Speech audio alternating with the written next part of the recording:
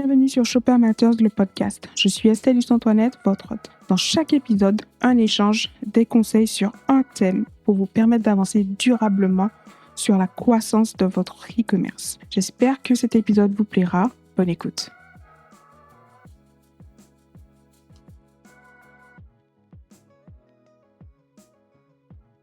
Aujourd'hui, nouvel épisode où je suis en compagnie de Coralie Roy, experte Pinterest, et nous allons échanger sur le poids de Pinterest dans une stratégie d'acquisition pour le e-commerce. Coralie, je te laisse te présenter. Merci surtout à toi de m'avoir accueilli sur ce podcast. Donc, comme tu l'as dit tout à l'heure, je suis spécialisée dans Pinterest. Quand je me présente, en général, je dis que je suis spécialiste en marketing Pinterest et marketing de contenu, car l'un ne va pas sans l'autre, en tout cas pas sur la partie organique de Pinterest, puisque moi, je me suis spécialisée surtout sur cette partie organique et pas les ads. Merci. Est-ce que tu peux expliquer aujourd'hui ce que c'est Pinterest? Est-ce que c'est un réseau social? C'est un outil? Comment on l'utilise aujourd'hui? Oui, bah alors ça, c'est une super question parce que justement, Pinterest, on pense à tort que c'est un réseau social comme Instagram, Facebook, Twitter, alors qu'en fait, sa fonctionnalité, elle va être d'autant plus proche de Google et de son algorithme. Donc Google, on le sait tous, c'est un moteur de recherche classique, et Pinterest, c'est un moteur de recherche visuel. Donc maintenant, j'aime bien présenter Pinterest comme un Google amélioré, donc un Google de l'image. Et pourquoi Pinterest a un intérêt finalement, c'est que justement, comme moteur de recherche, en fait, ça va booster le trafic sur les contenus qu'on va diffuser dessus. Et il y a vraiment cette idée de long terme, contrairement aux réseaux sociaux. Par exemple, un post Instagram, sa durée de vie, ça va être 48 heures, 72 heures, ça peut peut-être aller jusqu'à 4-5 jours maximum, tandis qu'une épingle Pinterest, elle peut avoir une durée de vie qui approche les 3-4 mois, voire plusieurs années si vraiment l'épingle, donc l'image Pinterest, avait été bien référencée au niveau des mots-clés. Très bien. Qui utilise aujourd'hui Pinterest en Très France? bonne question, et justement, Pinterest est peu exploité aujourd'hui, je trouve, par les marketeurs ou par les personnes qui détiennent un e-commerce, parce que justement, on a un petit peu une confusion quant aux personnes qui utilisent Pinterest. On pense à tort que Pinterest est utile pour ce qu'on appelle la cible B2C, donc les consommateurs finaux. Les consommateurs qui vont chercher des recettes de cuisine, vouloir s'inspirer pour avoir un nouveau style vestimentaire, vouloir s'inspirer pour refaire leur décoration. Et en fait, pour moi, à force de l'utiliser, je vois que Pinterest, il a un intérêt en dehors même de cette cible finale qui est le B2C. C'est peut-être la cible la plus conséquente, mais ça ne veut pas dire que justement il n'y a pas de place pour d'autres cibles, et notamment la cible B2B. Après, je pense que contrairement à LinkedIn, où là on est vraiment sûr à 100% qu'on va toucher une cible B2B, donc autant cibler le PDG du groupe Lafayette ou de gros e-commerce comme ça, de grosses marques comme ça, enfin des B2B comme ça. Là, pour le coup, sur Pinterest, on va peut-être un peu moins toucher ces gros décideurs, si je peux dire ça comme ça, ces grosses marques, ces gros B2B. Mais ça n'empêche qu'on peut toucher une cible B2B de type TPE, PME, les entrepreneurs, les solopreneurs, les personnes à leur compte. Donc vraiment, je trouve que ce serait dommage de se priver de Pinterest en pensant à tort qu'il n'y a pas la place aussi pour la cible B2B. Donc je comprends qu'elle est vouée, donc que, que ce moteur de recherche visuel est pour du coup la cible B2C et B2B. Euh, Est-ce qu'il y a un peu comme pour Instagram des fonctionnalités pour faciliter l'achat directement, l'achat e-commerce à partir d'une image ou d'un visuel? Oui, effectivement. Alors, on peut le faire en manuel directement sur les épingles. Donc ça, c'est si vraiment vous avez un tout petit shop, que vous n'avez pas envie de vous embêter. et qu'il n'y a pas justement une appli qui permette de faire ça de manière automatique. Donc en fait, il suffit d'aller sur l'épingle et de taguer le produit. Donc en fait, en mettant le lien du produit, eh bien, on aura le produit rattaché à l'épingle en question. Après, Pinterest essaie vraiment de développer à fond cet aspect social selling, bon, même si ce n'est pas un réseau social, mais on va dire que c'est un peu une fonctionnalité appliquée aux autres réseaux sociaux comme Instagram par exemple ou même Facebook.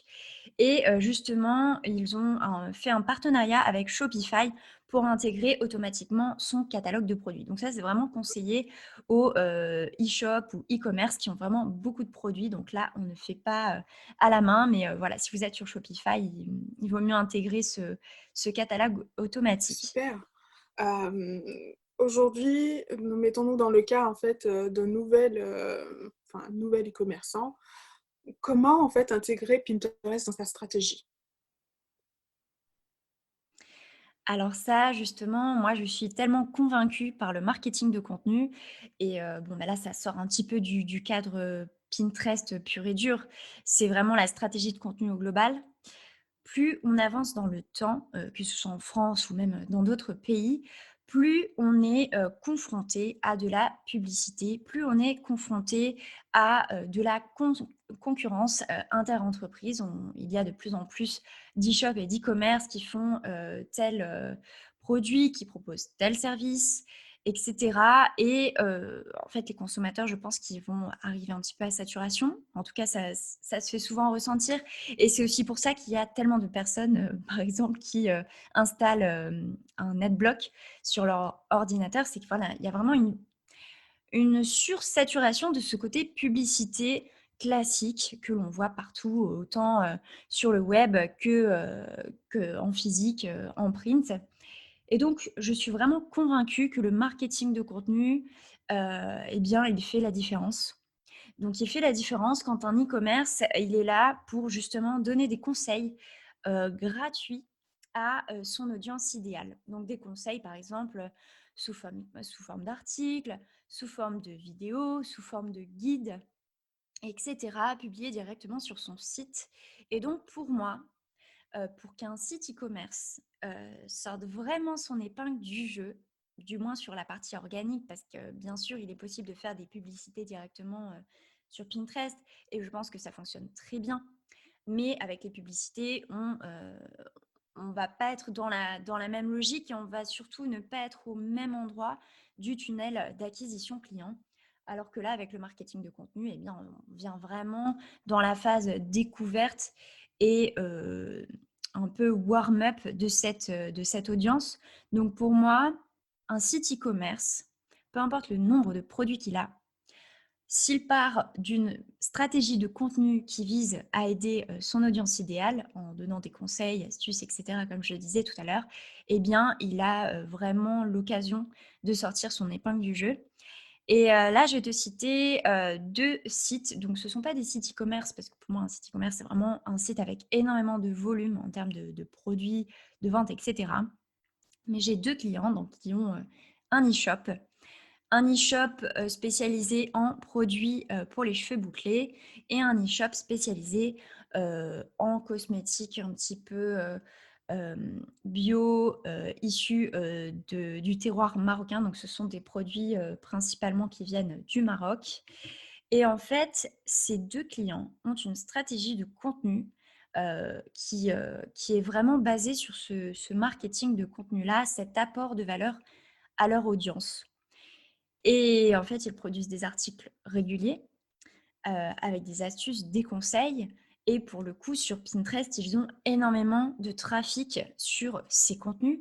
Et après, c'est à eux de voir comment retenir finalement ces nouvelles personnes qui arrivent sur leur site, parfois qu'ils ne les connaissent pas du tout, donc ils sont vraiment dans la phase découverte.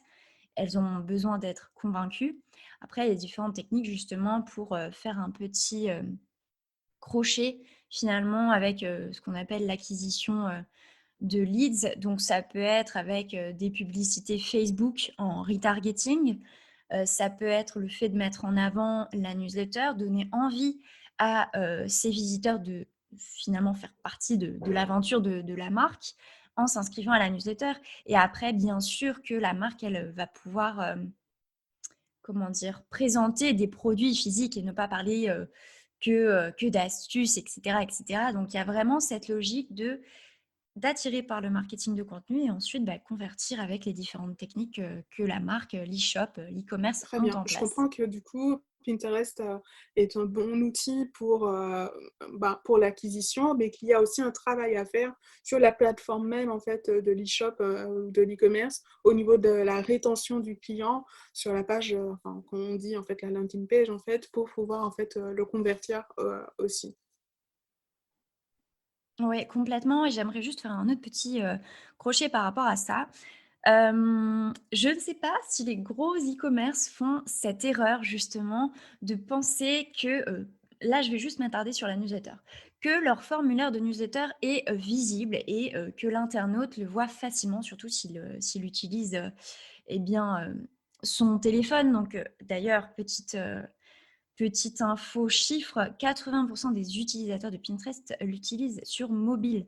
Donc vraiment, ça fait plusieurs années qu'on parle d'utilisation mobile et de Et changement justement avec justement l'arrivée de la 5G, dans cette façon. en tout cas, c'est Oui, oui, bah, en plus, complètement. Donc là, les sites, il faut vraiment les penser mobiles et justement, ça paraît, tout bête de le dire comme ça. On se dit: «Bah, oui, mais ça, c'est un conseil, qu'on connaît très il y bien, a qu'on encore applique beaucoup déjà de peut-être». travail à faire. Mais c'est ça. Il y a encore beaucoup de travail à faire. L'utilisateur, il n'a pas de temps à perdre. Alors c'est sûr que si l'info ne lui saute pas aux yeux, eh bien, il va passer à côté et je sais que j'ai déjà vu le cas pour plusieurs, sites, que ce soit des sites, avec du contenu, tout simple, des sites qui proposent du marketing de services, des sites qui proposent des produits physiques et cetera. J'ai souvent vu que les articles, justement, sur lesquels rediriger les épingles n'étaient pas optimisés pour la conversion d'un visiteur en abonné à la newsletter. Donc moi, mon petit conseil, ce serait de faire apparaître ce formulaire de newsletter au moins 2 fois dans l'article. Un petit peu après l'introduction de l'article, parce que parfois les gens n'ont pas tellement de temps, ils vont parcourir le début de l'article puis se dire bon, je n'ai pas vraiment envie de lire cet article maintenant. Potentiellement, ils pourront s'abonner à la newsletter pour recevoir des astuces et conseils plus tard. Et puis de faire apparaître ce formulaire un peu plus bas dans l'article, justement, dans cette logique de, eh bien, l'utilisateur de Pinterest qui est venu sur mon site a fini de lire l'article. Il a tellement été emballé par la qualité de mon contenu qu'il va s'abonner à la newsletter. Donc vraiment, et puis bon, c'est vrai qu'en marketing, on dit il faut qu'une personne voit 7 fois un message pour que voilà, pour que ça ait un impact sur elle. Eh bien, je pense que pour la newsletter, c'est pareil. Il ne faut pas hésiter à la faire apparaître à plusieurs endroits.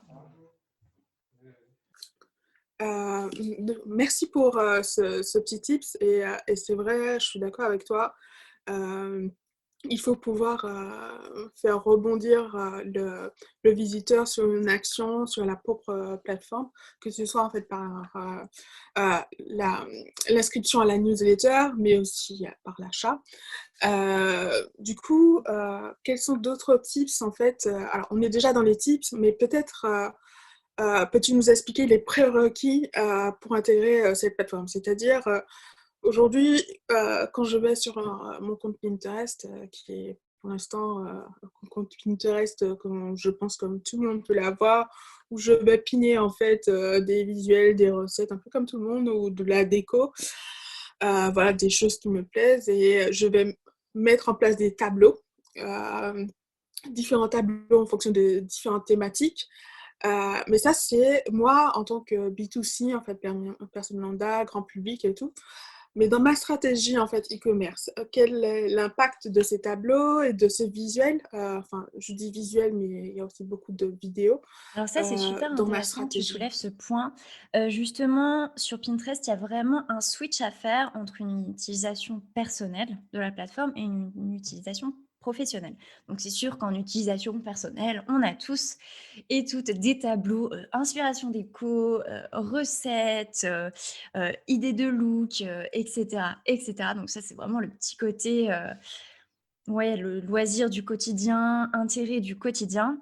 Après, pour une utilisation professionnelle, il faut, se mettre à la place de son audience idéale et justement, ça va dépendre finalement de la thématique de l'entreprise.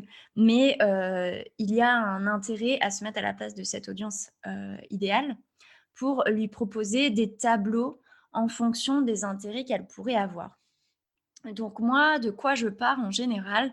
Je pars, des, choses qui pourraient intéresser, mon audience idéale, des problématiques qu'elle pourrait rencontrer. Donc encore une fois, ça dépend vraiment, de chaque domaine.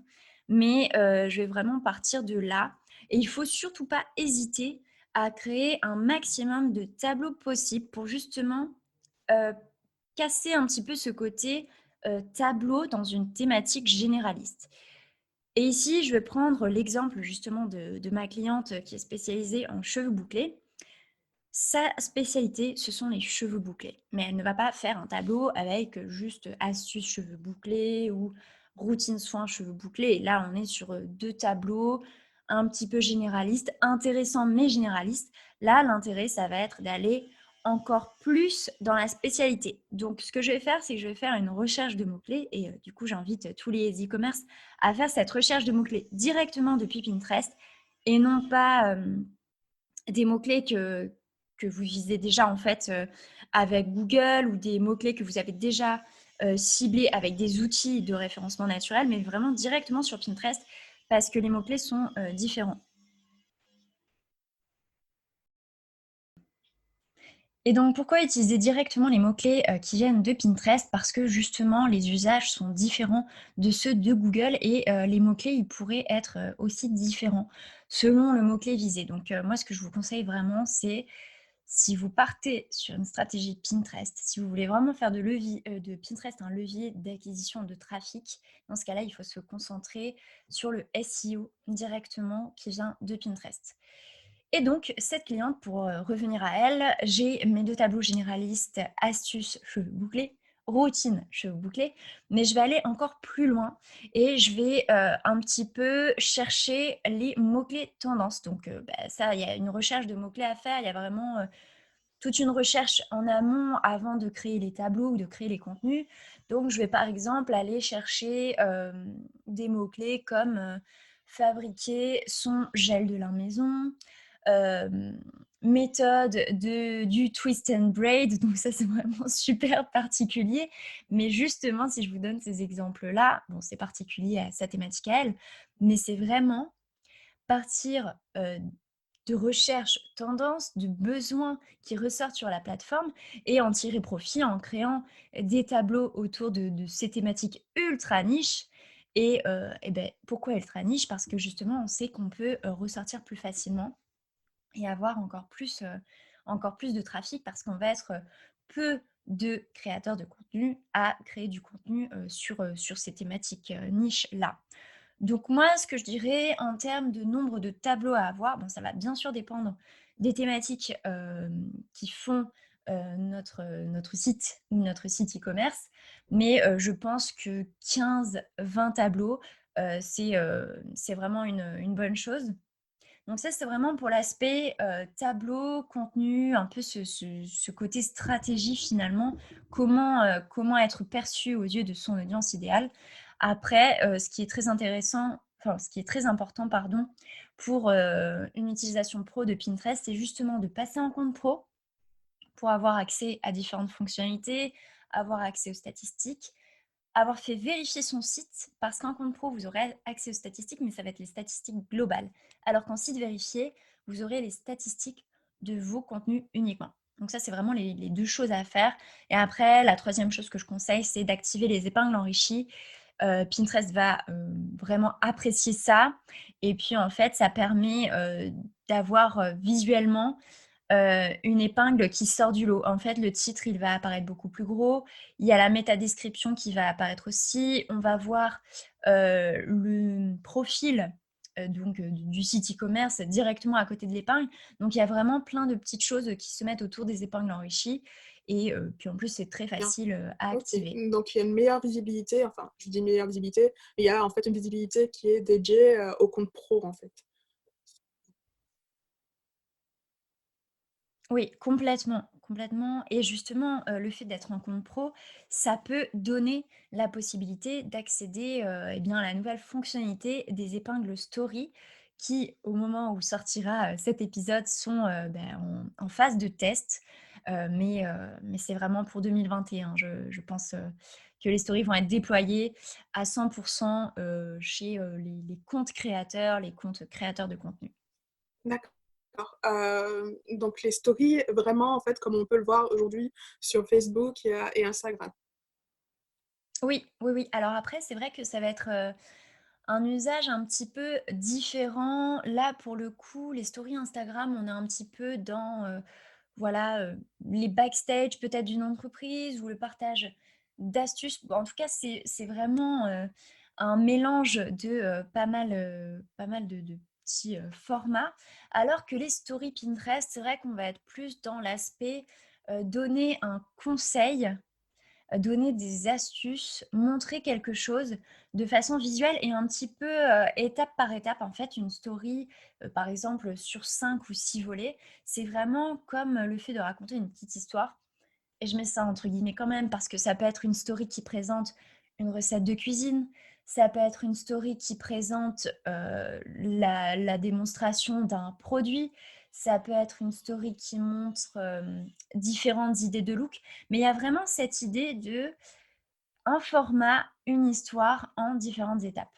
Très bien. Est-ce que, comme pour, Instagram et Facebook, ça a une durée de vie de 24 heures ou, ce sera un peu plus long? Oh non, au contraire, la durée de vie, elle est vraiment beaucoup plus longue. En fait, ça va être comme, pour les épingles, Pinterest de manière générale, la Ah, durée de vie, elle se compte en plusieurs mois, voire plusieurs années.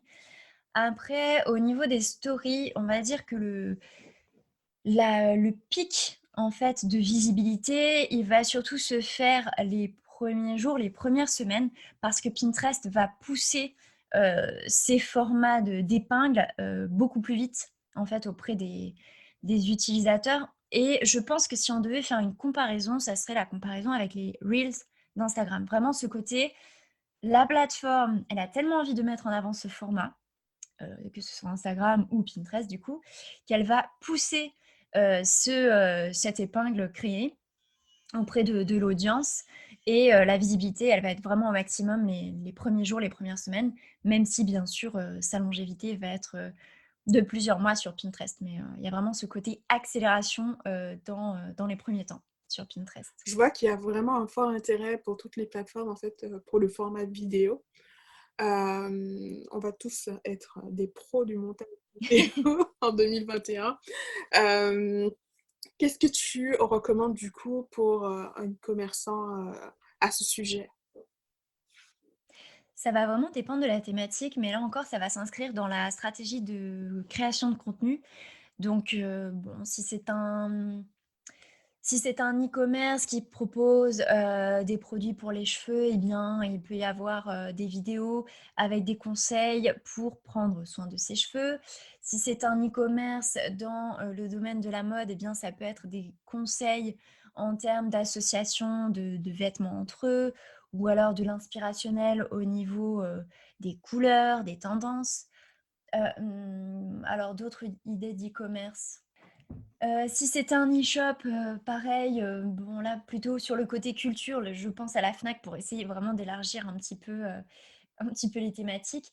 La Fnac qui propose, des livres, de la culture de manière générale, bah, ça peut être des vidéos un petit peu plus lifestyle, un peu plus inspirationnelles où justement, et bien la personne qui va visionner la vidéo, elle va s'imaginer en train de justement lire ce livre, écouter, cette musique, utiliser, tel, outil, tel, téléphone par exemple. Donc vraiment ce côté, faire entrer, l'utilisateur dans un univers un petit peu, et bien inspirationnel où justement il va transposer son quotidien actuel au quotidien qu'il pourrait avoir, grâce aux achats qu'il va faire sur cet e-commerce.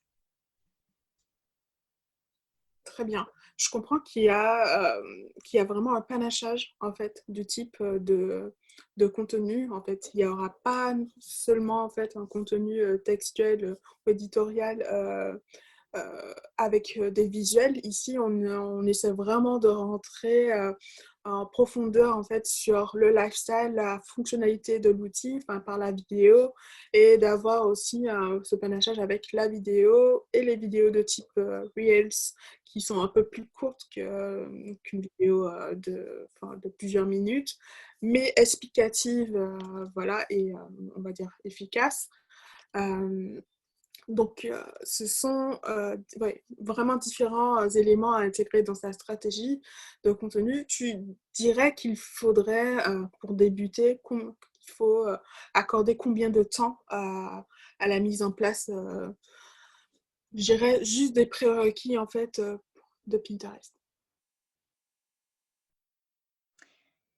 Alors au niveau du temps à accorder à Pinterest, ça va dépendre du nombre de contenus que vous avez à diffuser dessus. Moi personnellement, je passe entre 5 et 6 heures, sur le compte de mes clients, donc en gestion Pinterest, à diffuser leur contenu. Au niveau du nombre de contenus diffusés, on est autour de, 4 à 5 par mois. Donc c'est sûr que si par exemple vous avez, une production de contenu, par exemple sous forme d'articles beaucoup plus intense, 10-15 articles par mois, il faudra peut-être y passer un petit peu plus de temps. Après moi j'utilise un outil qui permet de vraiment gagner énormément de temps dans sa programmation de contenu, c'est l'outil Tailwind. Donc ça c'est vraiment un outil dont je ne pourrais pas me passer. Tous mes clients l'ont, j'ai Tailwind sur mes 2 sites également.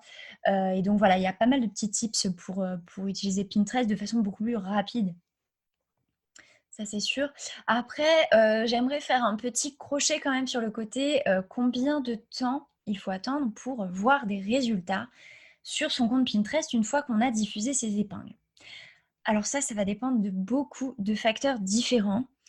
Mais surtout du côté récence du compte. C'est sûr que si vous avez un nouveau compte, vous partez vraiment de zéro. Comme vous pourriez partir de zéro, en termes de référencement naturel sur Google ou, sur les réseaux sociaux classiques, comme, Instagram, ou Facebook. Et moi ce que j'ai pu constater, c'est qu'il fallait quand même entre 4 et 5 mois, bon je dirais 4 à 6 mois pour voir vraiment des résultats notables. Donc là, je pense à une cliente, qui est spécialisée en naturopathie et alimentation saine. Eh bien, son compte est passé de 0 visites mensuelles venant de Pinterest à 1 400 visites mensuelles en 6 mois. Donc en fait, ça va vraiment dépendre aussi des thématiques, de la niche, de la concurrence de la niche et cetera. Mais ça va aussi dépendre justement si votre compte est, récent ou pas. Et là, je vais vous donner du coup les stats, d'une autre cliente. Donc elle, elle n'avait pas un compte, récent. Ça faisait déjà quelque temps qu'elle avait lancé son compte Pinterest, sur lequel elle avait déjà diffusé des contenus, des épingles. Et quand j'ai, repris son compte, je crois qu'elle était à 2 000 visiteurs mensuels venant de Pinterest et au bout de, 3-4 mois, elle a atteint les, 14 000, 15 000 visiteurs mensuels. Donc là, vraiment l'ascension a été fulgurante, mais c'est aussi parce que justement, elle est sur une niche, très spécialisée, où il y a encore peu de de concurrents finalement sur cette niche, peu d'acteurs et puis, surtout son compte était déjà installé et Pinterest avait déjà confiance en son contenu. Il y a vraiment cette idée de confiance, exactement comme Google qui fait, finalement confiance ou moyennement confiance, à nos contenus et qui nous met en avant, eh bien, dans ses, résultats de recherche. Très bien. Je comprends que, cet outil est peut-être sous-utilisé, qu'il y a, vraiment une opportunité, pour augmenter une partie, en fait, d'acquisition de trafic, sur, les plateformes. Oui, complètement et c'est dommage parce que justement, heu, je pense qu'en fait, le problème, c'est qu'on voit trop l'utilisation personnelle de Pinterest et on a l'impression, du coup, que Pinterest ne s'adresse qu'aux thématiques, déco, mode, voyage, beauté et alimentation. Ça, c'est vraiment les domaines phares. J'ajouterai le DIY. Donc ça, c'est vraiment les 6 thématiques phares sur Pinterest. Bien sûr que si vous avez un e-commerce dans une de ces 6 thématiques, il faut absolument être sur Pinterest parce que, il y a un réel intérêt des utilisateurs pour ces thématiques. Maintenant, si vous avez un e-commerce qui sort de, ces 6 thématiques-là, Oui, Pinterest a un intérêt pour vous aussi, surtout si vous produisez déjà, des contenus, donc dans le cadre d'une stratégie de marketing de contenu. Donc ça peut vraiment s'adresser à plein d'autres secteurs différents. Pour le coup, là, bon, c'est des exemples en tête, mais la naturopathie, l'alimentation saine, le sport, la culture, heu, par exemple avec le citron rose, là, je suis dans le domaine du marketing digital. On pourrait se dire: «Mince, ça n'a pas sa place sur Pinterest» et pourtant, aujourd'hui, en moyenne, j'ai 2 000 visiteurs mensuels uniques venant de Pinterest. Donc pour moi, il y a très peu de thématiques qui n'ont pas leur place sur Pinterest et ce seraient justement des thématiques qui, eh bien, ne trouvent pas suffisamment, je dirais, de substance pour créer du contenu et avoir cette stratégie de marketing de contenu. Mais pour moi, Super. à partir du moment où il y Est-ce a que du tu aurais des marketing de chiffres contenu, sur où on répond l'apport sur des à une ventes question, un besoin, une par rapport à tes problématique sous clientes forme de qui ont contenu, eh bien, on a sa place sur des Pinterest e-shops? et ce serait Est-ce que dommage ça de a s'en été priver un justement de gain tout ce pour elles trafic, ce potentiel aussi de sur, trafic-là. en plus du trafic?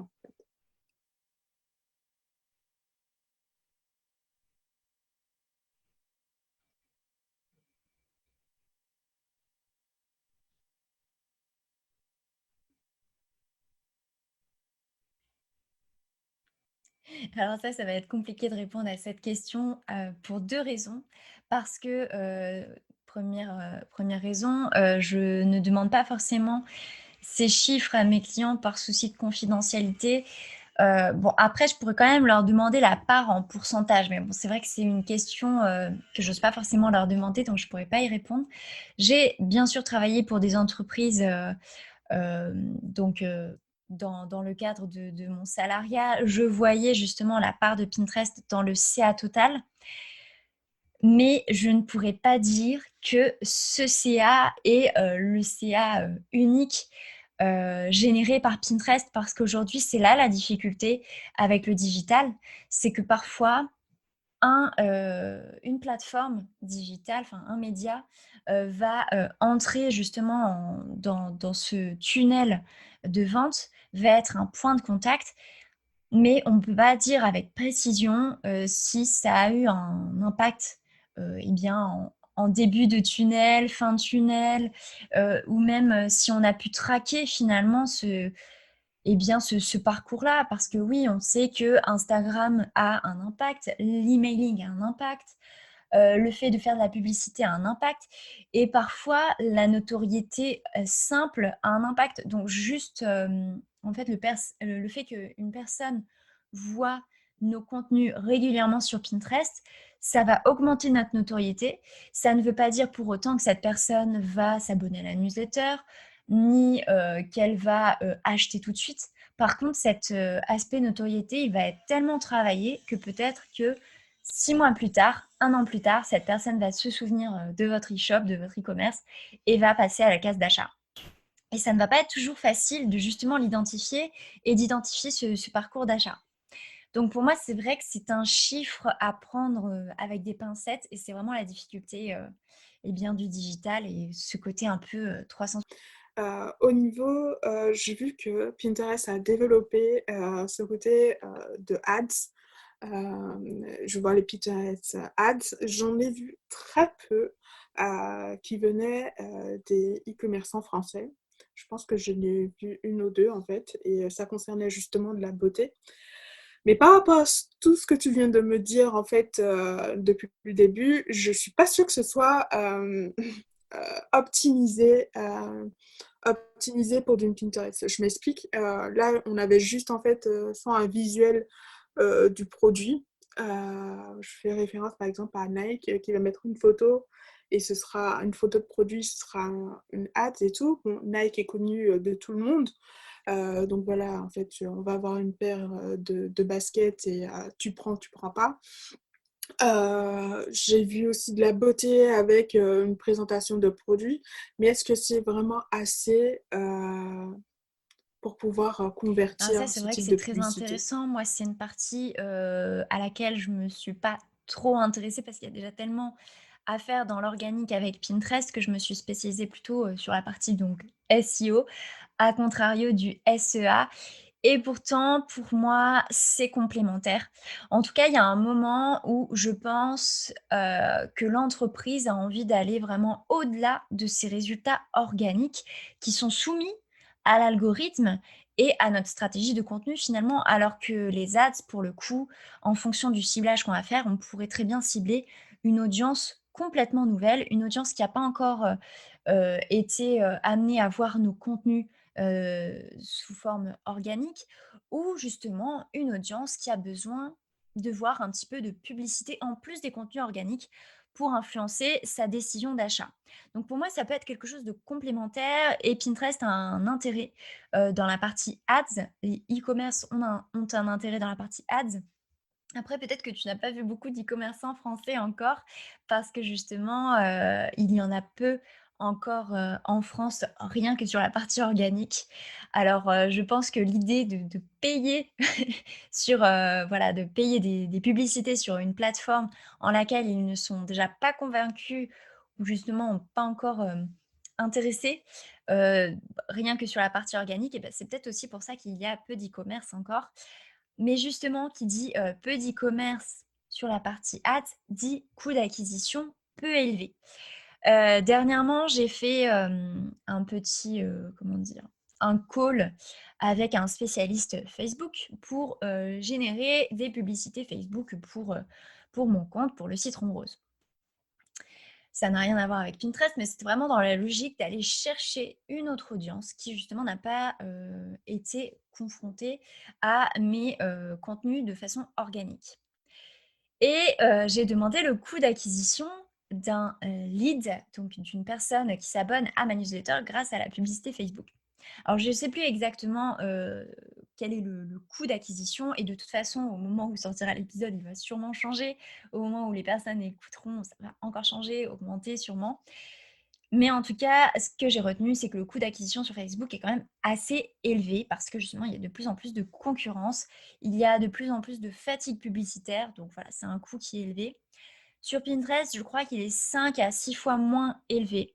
Bon, c'est encore une donnée à prendre avec des pincettes, mais en tout cas, voilà, c'est un coût beaucoup moins élevé. Donc il y a un vrai intérêt. Et surtout qu'il y a, à peu près 20 millions d'utilisateurs, Pinterest, rien qu'en France. Alors je pense que ce chiffre va augmenter au fur et à mesure, mais il y a un vrai intérêt justement de faire des publicités, sur Pinterest pour toucher une plus grande audience, une autre audience et voilà, c'est vraiment pour moi, c'est vraiment compatible avec le fait d'utiliser Pinterest de façon organique. Après, j'ai quand même entendu des échos par rapport à ça. C'est qu'il fallait quand même mettre un petit budget sur Pinterest pour voir une vraie différence. Et il suffit pas forcément de mettre quelques centaines d'euros par mois dans ces Pinterest Ads pour voir une vraie différence. Il faut monter un petit peu plus le budget. Et d'ailleurs, est-ce que, comme pour Instagram et Facebook, enfin surtout à partir de Facebook, il faut rajouter un pixel sur sa plateforme e-commerce pour Pinterest? Oui, complètement, exactement comme pour, Facebook, il faut installer le pixel Pinterest sur son site et en fait, plus, vous l'aurez installé tôt, plus Pinterest aura, de données à exploiter donc vraiment, il faut installer ce pixel aux prémices même de cette, stratégie de publicité ou même, la stratégie organique tout simplement. Ça ne coûte rien d'installer le pixel et même si pour l'instant vous faites une utilisation organique de Pinterest, eh bien, si dans 6 mois ou 1 an, vous voulez, faire des ads Pinterest, eh bien, le pixel aura eu suffisamment d'informations et de données. Donc c'est vraiment très intéressant de l'installer, même si pour l'instant vous êtes sur la partie organique de Pinterest. Merci Coralie pour l'ensemble de ces informations. Qu'est-ce que tu aurais rajouté pour un e-commerçant aujourd'hui? Alors moi, ce que je conseillerais, c'est surtout dans la partie production de contenu, ce que je n'ai pas forcément dit tout à l'heure, donc dans l'aspect, combien de temps ça prend pour avoir vraiment des statistiques intéressantes venant de Pinterest. Eh bien, ce que je n'ai pas, précisé, c'est qu'il faut quand même produire du contenu de façon, je dirais, conséquente, mais bon, conséquente, ça dépend vraiment des capacités de chaque entreprise et justement de façon régulière. Alors, mon petit conseil, c'est de produire 4 à 5 articles par mois minimum et vraiment de s'y tenir dans son calendrier éditorial et de diffuser ce contenu eh bien, de façon régulière et continue sur Pinterest pour vraiment espérer avoir des résultats et espérer sortir du lot, sortir son épingle du jeu, hein, si je fais tout ce que j'aurais à conseiller parce que bon, il y a pas mal de petites optimisations à faire sur un compte Pinterest, mais si on part vraiment du pilier numéro un de Pinterest qui est le contenu, eh bien, il y a vraiment de fortes chances qu'on ait des résultats intéressants depuis Pinterest. Super. Merci beaucoup, Coralie. Je mettrai dans la barre d'infos, mais aussi dans toutes les informations du podcast, les outils que tu recommandes, ainsi que les éléments pour pouvoir te contacter. Si vous avez un peu plus de questions sur comment convertir vos visiteurs à partir de Pinterest, merci. Merci pour votre écoute. J'espère que vous avez pu retirer le maximum d'enseignements pour développer votre business en ligne. Je vous dis à bientôt dans un autre épisode. En attendant, laissez une jolie note sur votre appli podcast préféré pour permettre au podcast d'émerger et d'aider d'autres entrepreneurs. À bientôt.